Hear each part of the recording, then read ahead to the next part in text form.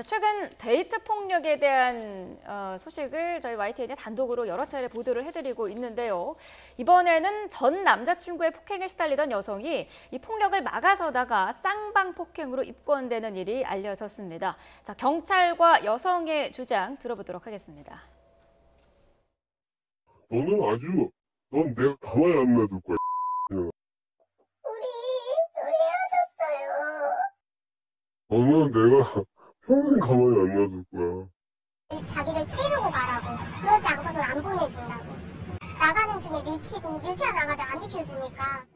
무조건 고소장이 접수가 되면 입건을 해야 되니까 신랑이 하는 부분에서 서로 이제 몸싸움이 벌어졌다는 거에서 CCTV도 없고 라는 상황에서 진단서가 제출하니까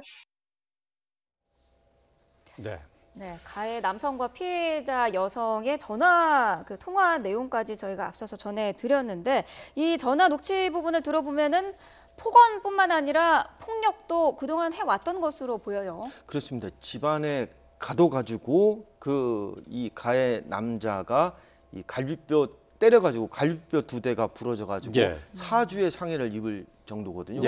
상당히 많은 폭행을 당한 것 같습니다. 그런데 지금 뭐 경찰에 입건된 것은 두 사람 다 입건이 돼버렸어요. 그러니까 이게 그 갈비뼈 폭행을 당했는데도 지금 이 여성들, 피해 여성도 같이 경찰에 입건됐단 말이죠. 이건 어떻게 된 겁니까? 이 남자가 꾀를 쓴 것 같습니다. 자기가 가해자지 않습니까? 그럼 이 가해를 갖다가 이제 구속을 모면하기 위해서 나도 폭행을 당했다. 그게 뭐냐면은 이 휴대폰을 뺏으려고 하고 있는데 남자가 이 여자가 휴대폰을 뺏기지 않으려고 밀쳐가지고 한 거거든요. 그러니까 그 과정에 내가 뭐 다쳤다. 그리고 진단서를 이 사람이 2주 진단서를 제출한 겁니다. 그러니까 경찰 입장에서는 뭐냐면은 진단서가 있고 그 다음에 맞았다는 진술이 있으니까 이 두 개 갖고만 하면은 얼마든지 상해죄로 입건할 수가 있다. 이렇게 생각한 건데요. 저는 개인적으로 참 안타까운 게 이 경위를 살펴봐야 됩니다. 왜 이 여자가 이 밀착이 된 경위가 뭐냐, 그리고 원인 동기는 뭐를 했느냐, 이거부터 했으면은 제가 볼 때는 이렇게 입건을 하지 않았을까. 그러니까 검찰에 가가지고 무려 8개월 만에 이 여자의 어떤 이 상해죄 혐의가 무혐의로 무혐의로 결정이 된 거거든요.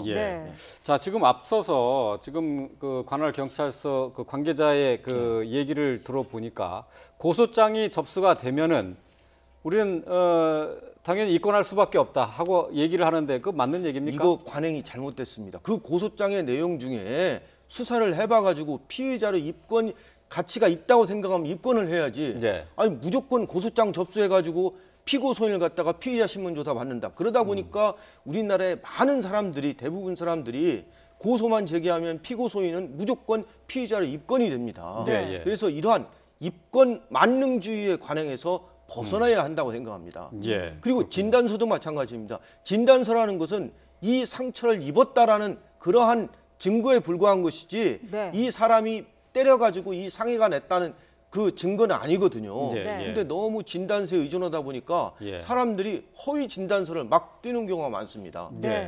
이렇게 허위 진단서를 떼주는 그 병원은 어떻게 되는 겁니까? 그러면 그러니까 병원에서도 빠져나가기 위해서 진단서에 뭐라고 하냐면요. 이 상해의 경위에 대해서 본인의 진술의 위함이라고 쓰여 있습니다. 그리고 진단서마다 어떤 병원에서는 1주, 어떤 병원에서는 8주 나오고 그럽니다. 그래서 진단서만으로 이 사람이 상해를 가했다라고 증거를 할 수가 없습니다. 이 여성은 지금 정당방위라는 거거든요. 근데 사실 정당방위로 나를 방어하느라고 했는데 이게 지금 이 여성의 경우처럼 쌍방폭행이라든지 그렇게 되는 경우가 상당히 많지 않습니까? 데이트 폭력 말고도 사실은 우리 폭력 사건이 발생하면 너한테도 맞았어요. 양쪽에서 고소가 벌어지고 그러다 보면 양쪽에서 폭력 피의자로 조사를 받는 경우가 많은데 결국은 정당방위에 대해서 너무 협소하고 기계적으로 판단을 하는 것이 아니냐. 왜냐하면 실질적으로 전후 맥락을 봐서 방어에 필요한 수준의 어떤 폭력 정도, 밀치는 행위, 그 뿌리치기 위해서 상대방을 조금 가격하는 강요하는 행위 정도는 정당방위로 인정을 해야 되는데 네. 일단은 정당방위 요건이 굉장히 까다롭고 협소하다 보니까 나는 나를 방어하기 위한 어떤 다툼이고 몸부림이었는데 그것이 폭력 전가로 남는 네. 그런 부분들이 조금 아쉬운 상황들이 있고 스스로 또 그걸 입증해야 되지 않습니까? 네. CCTV가 없다라고 한다면 그 피해 진술에 의존하다 보니까 저 사람이 나를 때렸다 그러면 사실 정당방위로 입증하는데 굉장히 오랜 시간이 걸릴 수 있다라는 점에서 네. 사실은 정당방위 요건을 조금 완화할 필요가 있다. 네. 특히 미국 같은 경우는 정당방위가 우리나라보다 훨씬 더 폭넓거든요. 네. 그런 부분에 대해서 실무적인 조치, 특히 이제 형사재판부에서도 조금 더 실질적으로 검토하는 실무의 정착 이것이 필요합니다. 이 억울한 사람을 좀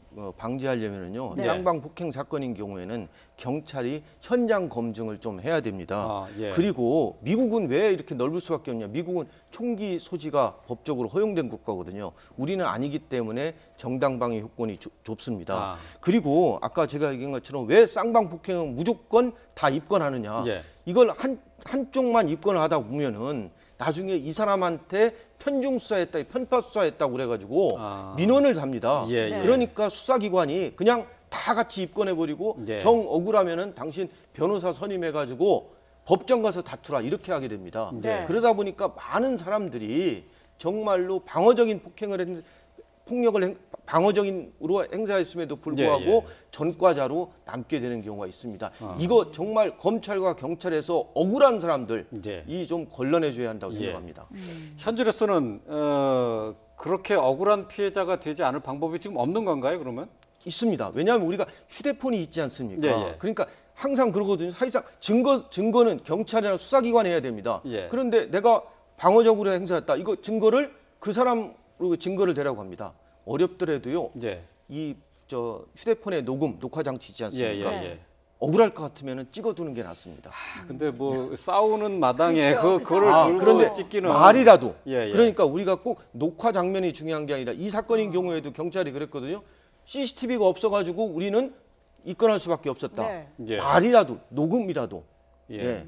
그 당시에 싸움의 어떤 격화된 상황을 증거로 하려면 녹음도 좋거든요. 예, 예. 그러니까 항상 그러면 녹음 버튼 우리나라 휴대폰은 녹음 기능이 있습니다. 예. 네. 녹음을 버튼을 누르는 것도 중요합니다. 예. 물론 전후 상황을 잘 살펴봐야겠지만은 지금 이 현행 우리나라의 체계상에서 정당방위라는 게 어디까지 가능한 겁니까? 상대방이 어쨌든 상처를 입으면 전혀 안 되는 건가요? 일단은 방어 행위에 한정이 돼야 되는데 내가 네. 사실은 몸싸움을 하다 보면 상대방을 가격하는 행위로 방어할 수 있지 않습니까? 근데 네. 현재는 먼저 도발하거나 때리는 부분에 있어서는 정당방위를 인정받기 어렵다. 그러니까 최대한 이런 폭력 사건이 벌어졌을 때는 응대하지 말고 자리를 피할 수 있으면 피하는 게 가장 좋고요. 네. 몸싸움이 일어나더라도 원칙은 그럽니다. 네. 상대방이 가한 폭력보다 내가 더 중한 폭력 또는 중한 무기로 대처하시면 안 되고 상대방의 공격 행위가 멈췄는데 거기에 나아가서 내가 또 공격을 하는 것도 안 됩니다. 네. 그리고 내가 피할 수 있는 다른 수단이 있으면 다른 피할 수 있는 수단을 해야지 화가 날 수 있죠. 흥분할 네, 수 있어. 예. 그 상황에서는 서로 가격한 몸싸움은 하지 않는 것이 좋아서 예. 사실 누군가 나한테 폭력을 제기한다거나 말싸움을 한다던가 뭔가 싸움을 도발했을 때는 그냥 도망갈 수 있는 게 가장 좋은데 그렇지 예. 않더라면 나의 신체를 보호하는 선에서 방어라는 게 좋습니다. 예. 네. 그러니까 현재의 법 체계 그리고 또 수사 관행상으로 따져 보면은 이렇게 그 서로 간 폭행이 일어날 경우 무조건 그 자리를 피하거나 아니면 무조건 그냥 맞아야 되는 수밖에 없네. 네, 사실은 원래는 검찰과 경찰이 면밀하게 수사하면 진실을 발견할 수 있습니다. 누가 네. 먼저 도발했고 어떻게 심하게 폭력을 했고 이 사람이 대응한 것이 방어행위인지 폭력행위인지. 근데 사실 수사 인력도 많이 부족하고 그러니까요. 증거도 네. 부족하다 예. 보니 이런데 이런 단순 폭력 사건이라고 하더라도 그 사람들한테 진실을 가르는 게 굉장히 중요할 때가 있거든요. 네. 예. 조금 더 면밀히 수사를 하고 관심을 갖는 사람들은 뭐 거짓말 탐지기 수사까지 하시는데 네. 조금 더 면밀한 수사 그래서 진실을 밝히는 노력도 이 필요합니다. 데이트 예. 폭력은 지금 이 여자가